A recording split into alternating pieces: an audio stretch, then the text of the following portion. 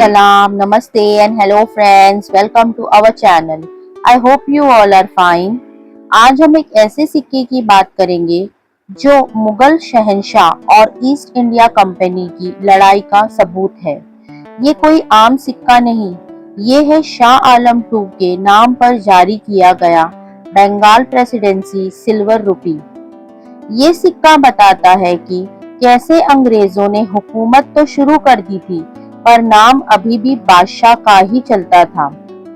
तो चलिए सबसे पहले इसकी पहचान करते हैं।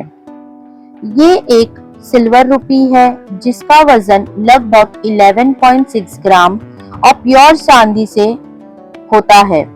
इसकी पूरी लिखावट फारसी यानी के पर्शियन में है। अब देखते हैं ओवर साइड।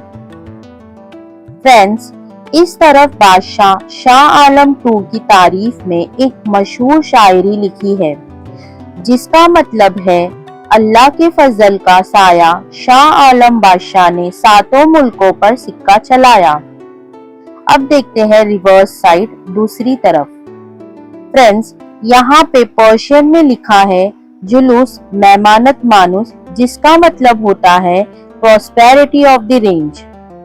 और इसके साथ ही हुकूमत का साल बंगाल प्रेसिडेंसी के ज्यादातर सिक्कों में ये साल 19 फ्रीज कर दिया गया था। बेशक ये सिक्का कलकत्ता, पटना जैसे ईस्ट इंडिया कंपनी मिंट में ढला गया हो, इस पर मिंट का नाम अक्सर मुर्शिदाबाद ही लिखा मिलता है। ये निशानी है कि ईस्ट इंडिया कंपनी पावर में तो आ गई थी लेकिन अभी भी अपने कागजी मालिक मुगल बादशाह को मान रहे थे। अब देखते हैं इसकी दिलचस्प हिस्ट्री। फ्रेंड्स, ये सिक्का किस दौर का है, चलिए जानते हैं। ये है 1765 में बैटल ऑफ बॉर्जर के बाद का। इस जंग के बाद ईस्ट इंडिया कंपनी को बंगाल, बिहार और उड़ीसा में रेवेन्यू कलेक्ट करने का अधिकार मिल गया था। सिक्का चलाने का मतलब था कि आप हुकूमत कर रहे हो, पर उस वक्त मुगल बादशाह का नाम हटाना ईस्ट इंडिया कंपनी के लिए बहुत बड़ा रिस्क था। इसलिए ईस्ट इंडिया कंपनी ने स्मार्ट तरीका अपनाया। उन्होंने मुगल डिजाइन और फारसी लिखावट को कॉपी किया, पर फिक्स्ड ईयर 19 और फिक्स्ड मिंट नेम का इस्तेमाल किया। इससे आम जनता को लगा कि बादशाह का हुकूमत अभी भी है, जबकि असली पावर ईस्ट इंडिया कंपनी के हाथ में थी। फ्रेंड्स, ये सिक्का 1835 तक चलते रहा।